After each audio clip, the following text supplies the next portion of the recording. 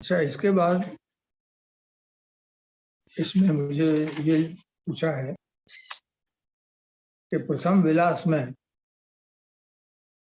निग्रही भक्तों का काम है और यहाँ इनकी मुख्य सखी श्री चंद्रावली जी हैं।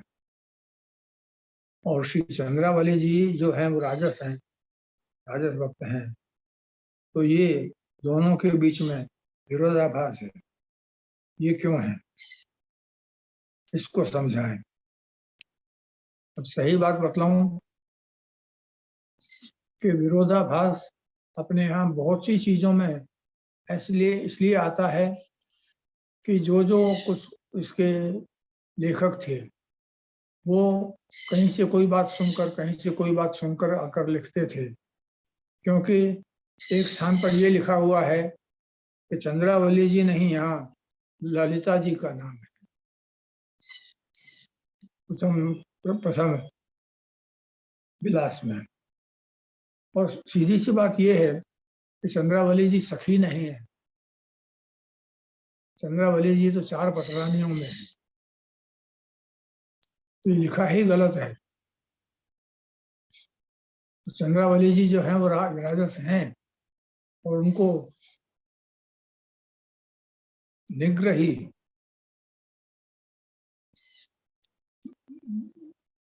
अब तो क्यों माना गया है ये समझ में नहीं आता। निग्रह का नाम क्या है?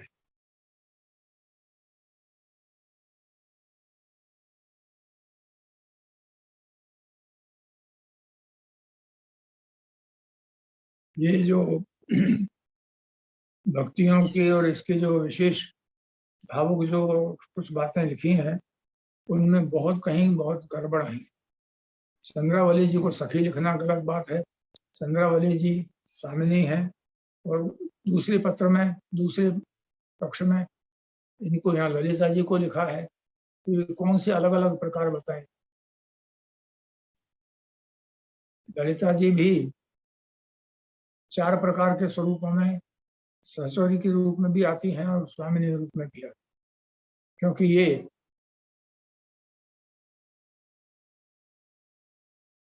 जो अपूर्व पति जिनके पति नहीं वो हैं, कन्यका है, जिनको कहीं कहीं नंदराय जी ने संरक्षक देकर जो मुसलमानों के ये गुलामी के लिए बेची जा रही थी उनमें से बचाए हैं। सैकड़ों हजारों लोगों को नंदराय जी ने। तो वो जो है उसमें से ये है ललिता जी।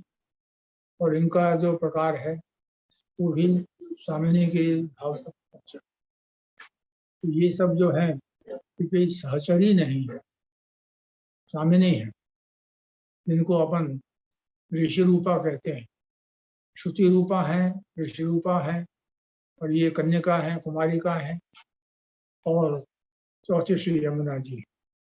4 तो पटरानी है अभी वर्तमान में कृष्ण की लीला में। तो इनमें सखी कहना बात तो वास्तव में गलत ही है, लेख ही गलत है।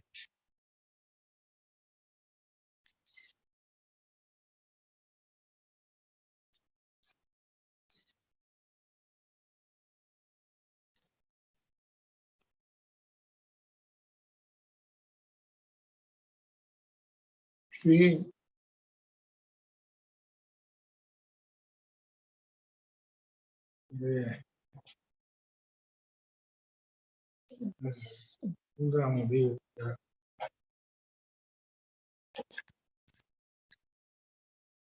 अब दूसरा जो प्रकार आया है उसको मैं समझाना चाहता हूँ।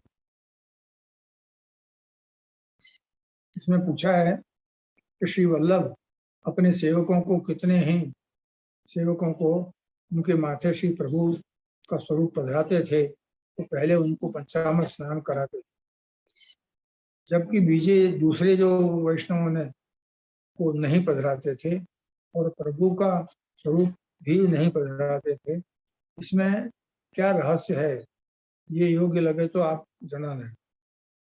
तो इसके लिए मैं आपको बतलाता हूँ कि श्री वल्लभ के समय में स्पष्ट रूप से निर्देश है पंचामृत का वैदिक पद्धति से निर्देश है। ये स्वरूप जो होता है वो मूर्ति रहती है, जब तब तक वो स्वरूप नहीं बनता। स्वरूप तब बनता है जब उनमें उनका भगवत स्वरूप का आवाहन होता है और उनको पकड़ाया। तो ये जो मूर्ति है, इन मूर्तियों को सबसे पहले पंचामृत स्नान कराकर शुद्ध किया जाए। मनुष्य जैसे अपने पंच तत्वों को शुद्ध करता है, तो शुद्ध होने के बाद उसकी गति जाती है। जैसे कि अपन स्नान करते हैं, अपरस जो करते हैं वो स्नान करते हैं, वो शुद्धि है देह की, पृथ्वी तत्व की। और चरणामृत ग्रहण करते हैं, वो है उस जल तत्व की शुद्धि। और जल तत्व की शुद्धि के बाद कंठी पहने जो गई है, वो उस तेजस तत्व की शुद्धि करती है। और उस तेजस तत्व की शुद्धि करने के लिए, वायु तत्व की शुद्धि करने के लिए तिलक धारण किया जाता है। तिलक धारण करके जब भगवान नाम लेते हैं तब 5 तत्वों की शुद्धि होती है। स्नान करने से शुद्धि नहीं होती। ये 5 तत्वों की शुद्धि हर एक व्यक्ति को करनी। इन 5 तत्वों की शुद्धि के लिए जो धातुमय पदार्थ है, स्वरूप है, शिला शैली स्वरूप है, उनमें जो उनकी शुद्धि करने के प्रकार में पंचामृत का स्नान करते हैं। जब पंचामृत की विधि है और पंचामृत के हिसाब से किया जाता है, तब उसमें वो इन 5 तत्वों की शुद्धि होती है और वो भगवत स्वरूप को आवाहन करके पधराने के योग्य बनते हैं। पर वर्तमान में मैं जो स्थिति देखूं, तो श्री महाप्रभु जी के समय में श्री महाप्रभु जी के पास वो स्वरूप विराजते थे। एक दिन भी विराजें तो पंचामृत हो सके, हमें मुंह दिखा कर ले जाएं तो ये स्वरूप सेव कर दो अभी के अभी। आजकल तो इंस्टेंट चाहिए सबको, तो वो उसमें पंचामृत नहीं हो सकता। पंचामृत कराने के लिए एक दिन आपको पहले पधराना चाहिए गुरु के घर, तब पंचामृत होता है। और तब पंचामृत करके स्वरूप को उसमें आवाहन करके सेव्य करके पधराए जाते हैं। परंतु आजकल इतनी कोई की शांति नहीं है। अभी तो लाए ये झांपी और लेके अभी लेके जाना है, तो इसमें पंचामृत की प्रक्रिया लुप्त हो जाती है। श्री महाप्रभु जी जो करते थे उसमें तो फर्क है। महाप्रभु जी जिन भक्तों को ये समझते थे कि ये सेवा करने लायक है, उनको स्वरूप पधराते थे। जो सेवा नहीं कर सकते थे उनको स्वरूप नहीं पधराते थे, नाम सेवा देते। स्वरूप सेवा और नाम सेवा में अंतर कुछ नहीं है, परंतु स्वरूप सेवा करना जिम्मेदारी का और बहुत सी अपने शौक की भी चीज होती है। वार्ताओं में एक ऐसे भी 2 भाइयों का उल्लेख है जहाँ जिनको एक शौक है सबको, सब तरह का, पर एक को कुछ नहीं।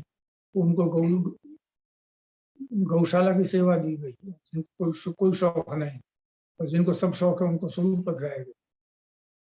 ये जो वार्ताओं में बाँचोगे आप तो उसमें मिल जाएगा आपको। तो ये जो चीज थी, जो स्वरूप सेवा नहीं कर सकते उनको स्वरूप पधराना बेकार है। आज भी हमारे पास बहुत से लोग आते हैं और स्वरूप को सेव कराने के लिए कहते हैं दृष्टि न खरीदो। दृष्टि न खरीदो तो कोई शास्त्र में प्रमाण ही नहीं है कि दृष्टि न कैसे खरीदो। दृष्टि न खरीदो का मतलब ये कि उनको सेवा नहीं करनी, उनको तो दीवार में जैसे अपने चित्र दर्शन के लिए रखते हैं, उस तरह से उनको बिठा रखते हैं खाली। तो ये जो प्रक्रिया है वो उनको स्वरूप पधराने की जरूरत ही नहीं होती। महाप्रभु जी तो इतने अनुभवी थे और उन्होंने तो ऐसे प्रकार को समझाया भी है कि दैविक अंश जितना कितना किसमें है और कौन कर सकता है, इसका उन्होंने एक मापदंड अणुभाष्य में बतला भी दिया है।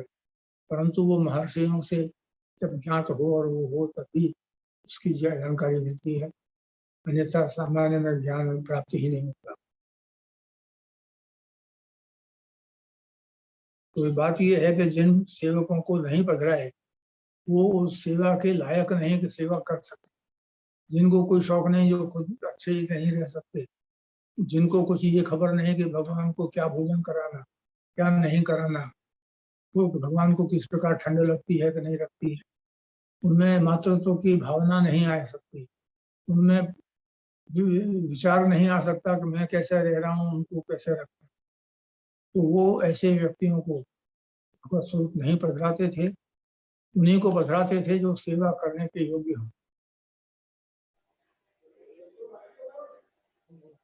राजा दुबे और माधव दुबे की वार्ता के हम रोज बाँचें, ऐसा इसका अर्थ नहीं है। इसमें संकेत क्या है? भगवदीय तो होते हैं, पर भगवदियों में वास्तविक तत्व ज्ञान कहने हैं, जो भगवत सेवन सेवन में आज भी सत्संग करते हैं।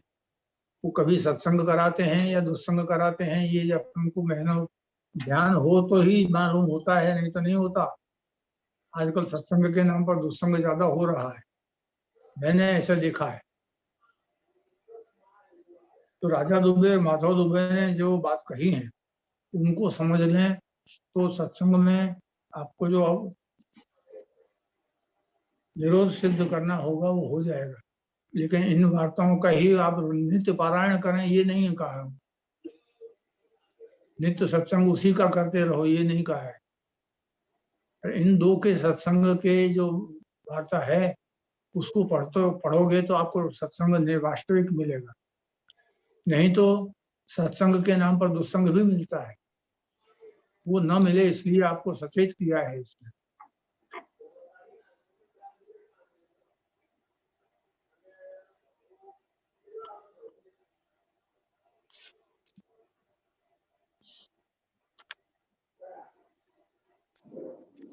इसके बाद एक प्रश्न आता है, प्रसाद और महाप्रसाद किसको कहना? प्रसाद तो वो होता है जो भगवान के किसी भी रूप में, देवी देवताओं के रूप में, पुरुषोत्तम रूप में, जिनको भी निवेदित किया जाता है, वो होता है कि ये प्रसाद है। तो वास्तव में प्रसाद क्या होता है ये परंपरा अपन भूल चुके हैं।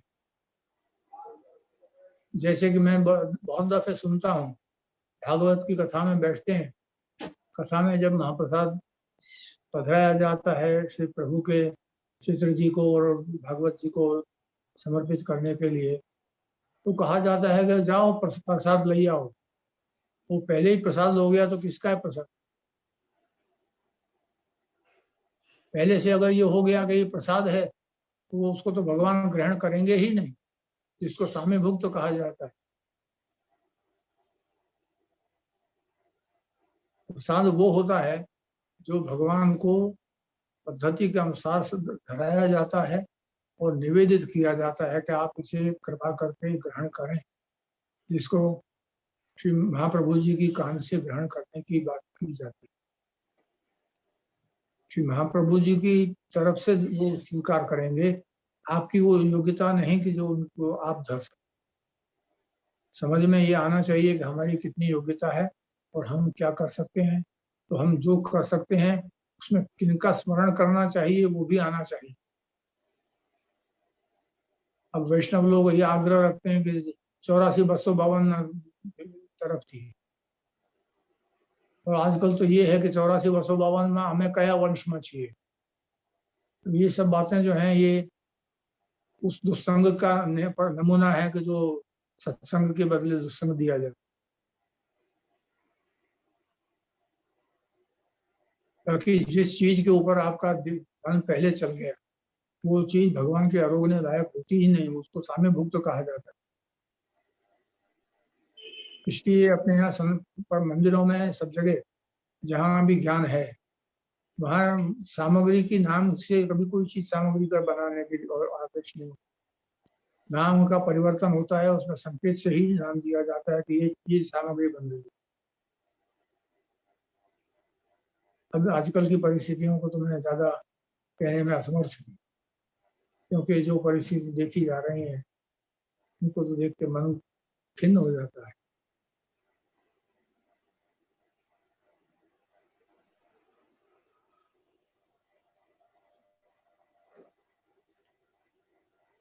अच्छा, अब जो प्रश्न आता है वो है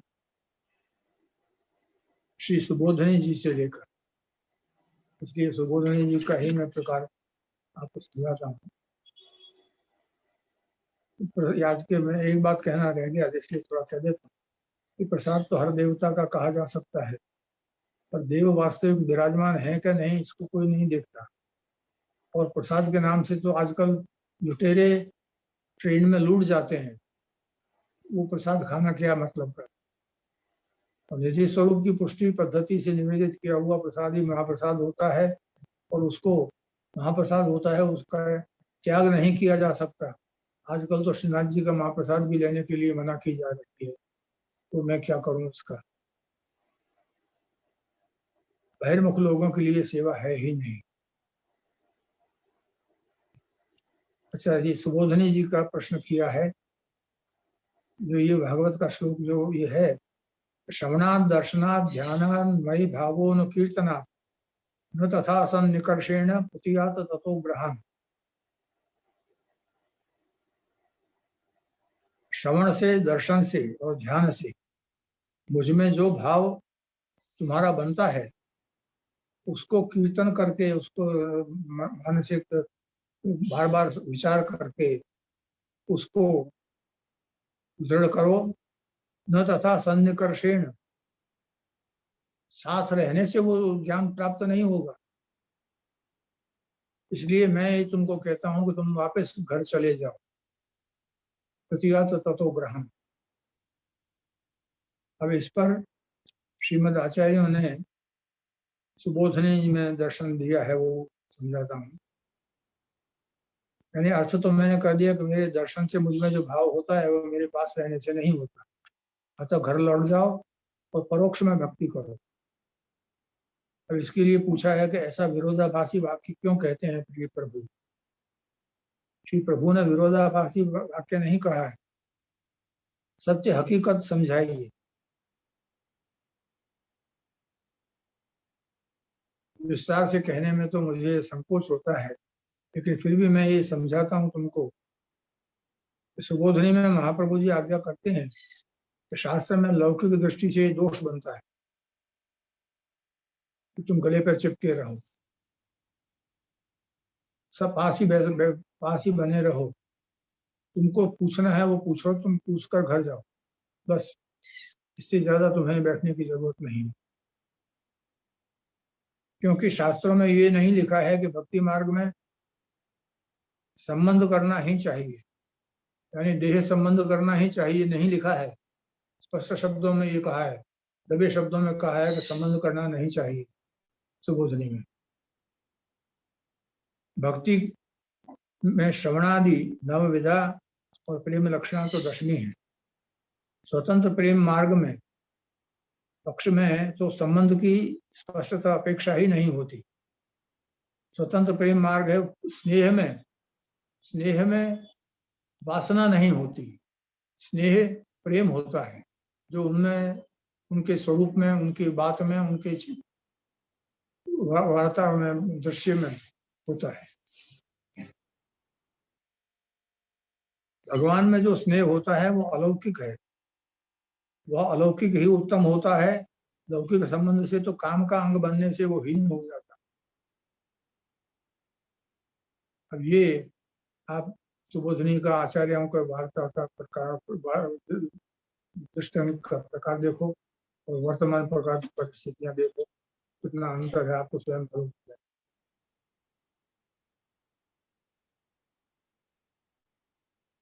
अब इसमें अलौकिक में 3 कारण बताए, श्रवण, दर्शन और ध्यान। श्रवण करने से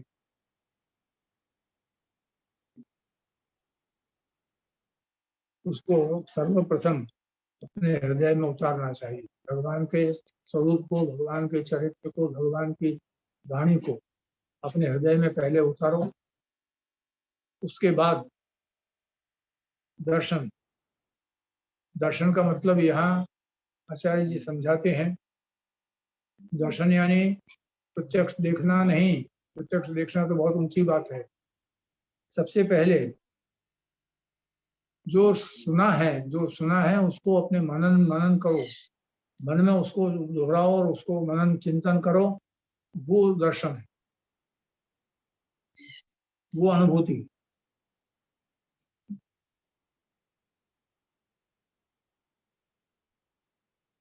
ये दूसरी बात है कि भगवान कृपा करके नारद जी की तरह भगवान को दर्शन करा दें और दूसरी बात समझा दें, वो दूसरी बात। ये भगवान के अधिकार की चीज है, ये अपन के प्राप्त करने की अपनी अपनी ताकत की बात नहीं।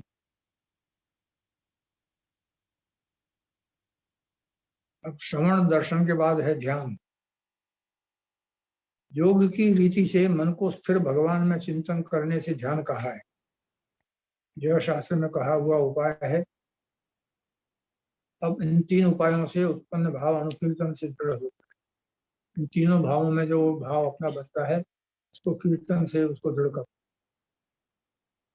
इसमें समझने की बात एक है, मैंने बहुत दफा देखा है कि दर्शन करने बहुत लोग आते हैं, जब तक टेढ़ा आया हुआ है तब तक आंख खोल कर बैठे हैं और चर्चा कर रहे हैं, बातें कर रहे हैं।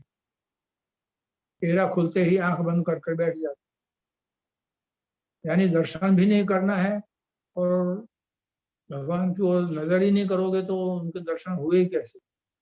दर्शन मन में उनकी बात समझी नहीं है तो समझ में दर्शन कैसे होंगे? न ज्ञान में दर्शन हुए न दृष्टि में दर्शन। ऐसी परिस्थिति में चल रहा है, ये योग नहीं है। ये योग नहीं है, योग का प्रयास है।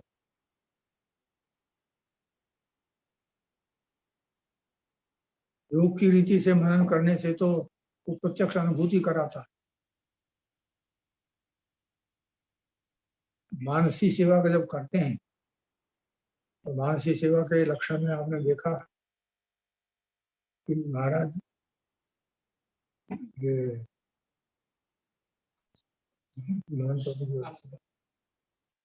महाराज आशकरण जी युद्ध क्षेत्र में जा रहे थे, परंतु घोड़े पर सवार थे। ठाकुर जी को पहिरा और ले जाते मानसिक में। वो मानसी जो थी वो सिद्ध इतनी हुई थी कि घोड़े को ठोकर लगी तो मानसी के घड़ी की तो कड़ी जो है वो उनके शरीर पर धुली। तो मानसी में दर्शन ऐसे होता है। तो ये ध्यान योग की ध्यान की पद्धति में ये दर्शन हो सकता है, परंतु खाली उसको दिखावा करने से नहीं होता कि हाथ बांध के बैठ गए और ध्यान कर लिया। ध्यान की स्थिति है वो अलग, ध्यान तो होता है, ध्यान में ये सब किया जा सकता है, तो उसके लिए प्रयत्न चाहिए।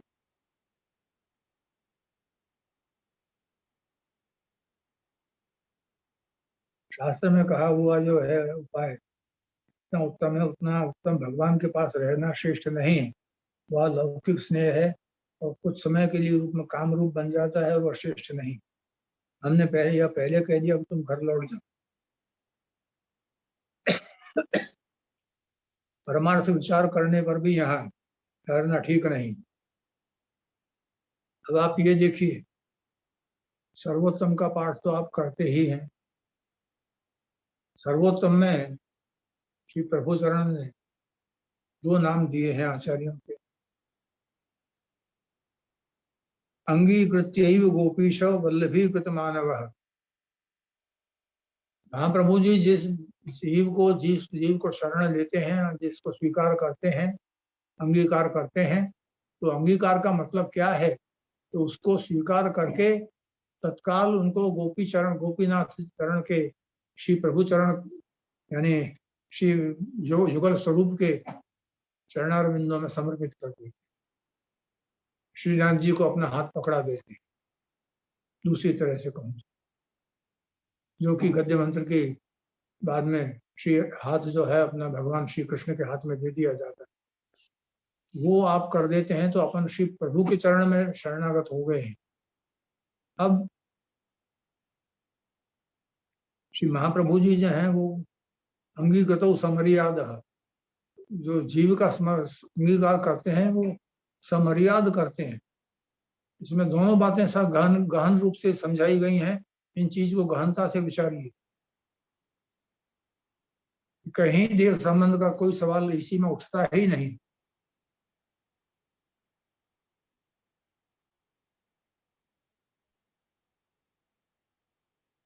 ये इसके परमार्थ का विचार करने पर भी यहाँ समीप रहना ठीक नहीं है। आओ, ध्यान करो, समझो, पूछो, सब हो, लेकिन उनके पास निवास करने की आवश्यकता ऐसी नहीं होती कि जहाँ तुम्हारा भाव ही बदल जाए। क्योंकि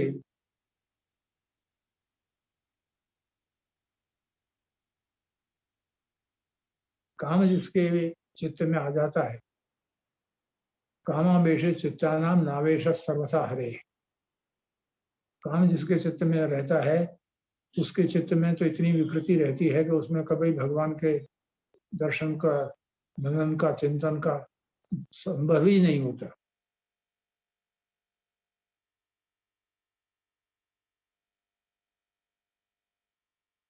दूसरा एक श्लोक पूछा है, कामम क्रोधम भयम स्नेहम ऐक्यम सौहृदयमेव च नित्यम हरो विदधतो यान्ति तन्मयताम हिते।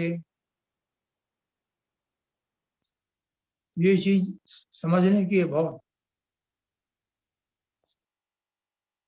अपने देह में काम है, क्रोध है, भय है, स्नेह है, ऐक्य है और सौहृद है, सुहृदता है। इनका उपयोग भगवान में करो। काम कौन सा है? श्री महाप्रभु जी ने समझाया कि धर्म अर्थ काम कौन होते हैं। पुष्टि मार्गे हरेर दास्यम धर्म है। पुष्टि मार्ग में हरि के दास होना धर्म है, इसका नाम धर्म है। अर्थो हरिरेव ही, अर्थ जो है, द्रव्य जो है, अपने धन जो है, वो श्री भगवान स्वयं ही है। इसीलिए श्री प्रभु को निधि का निधि स्वरूप कहा जाता है। अर्थो हरिरेव ही, कामो हरे दुदृक्षैव, कामना अपनी क्या है कि हरि के दर्शन हो। काम वासना की बात नहीं है, ये हरि के दर्शन हो, ये भावना को दृढ़ करो। काम, क्रोध, भय, स्नेह, ये सब जो दुर्गुण है, उन दुर्गुणों को गुण बनाओ। क्योंकि दोष को गुण बनाने का अधिकार केवल एक श्री प्रभु के ही अंदर है। गुण को वो दोष बना सकते हैं, अपन लोग तो दोष को गुण बना देते। जो चीज अपन नहीं कर सकते उसको भगवान को समर्पित करो। वास्तव में कहने का तात्पर्य क्या है कि आपके जो ठाकुर जी सेव करने किए हुए हैं, चित्र स्वरूप हैं या धातुमय स्वरूप हैं या कौन से स्वरूप हैं, जो भी वो आप सेवा करते हैं तो ये मानते हैं कि चित्र स्वरूप है और सेवा कर रहे हैं। सबसे बड़ी भूल यही है। उन स्वरूप को आप समझो कि ये प्रत्यक्ष विराज रहे। और जैसे प्रत्यक्ष अपन अपने बालक के संग बात करें और बात करें, उससे चर्चा करें, इस तरह से बातें करते हुए उनसे ही सेवा करो तो आपका हृदय मन उनमें दृढ़ हो। कि प्रभु का जो हृदय का और भाव अपना उनके साथ जोड़ने का कितना अच्छा आपको ये इस श्लोक में उपदेश किया गया है। अपने सेव्य स्वरूप लालन आदि स्वरूपों को केवल धातु की मूर्ति या कागज के चित्र समझकर सेवा न करें। इन भावों को जैसे आप बालक के साथ बात करते हैं उस प्रकार बात करें। करते हुए सेवा करेंगे तो सेव्य का स्वरूप साथ तन्मयता बढ़ती जाएगी और उनके प्रत्यक्ष जाने मूर्ति मात्र नहीं रहेंगे।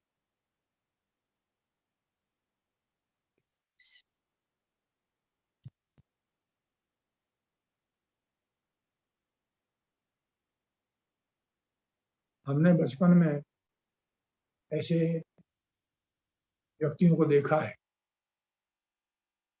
जो उनसे बात करते हुए, चर्चा करते हुए सेवा करते थे। एक स्थान पर हम बैठे थे और उन्होंने स्वरूप से कहा, अरे भैया अभी थोड़ी देर बैठ, मैं चाय पी के आऊं। जैसे अपन बालक को कह के चले, तो वो भाव जो है वो आपको भगवान से जोड़ता है, अलग नहीं करता। और भगवान भी अपन से बोलने के लिए तत्पर हो जाए। जब तक वो ये अपन नहीं करेंगे तब तक भगवान के संग वार्तालाप करने का सौभाग्य तो बहुत दूर की चीज है।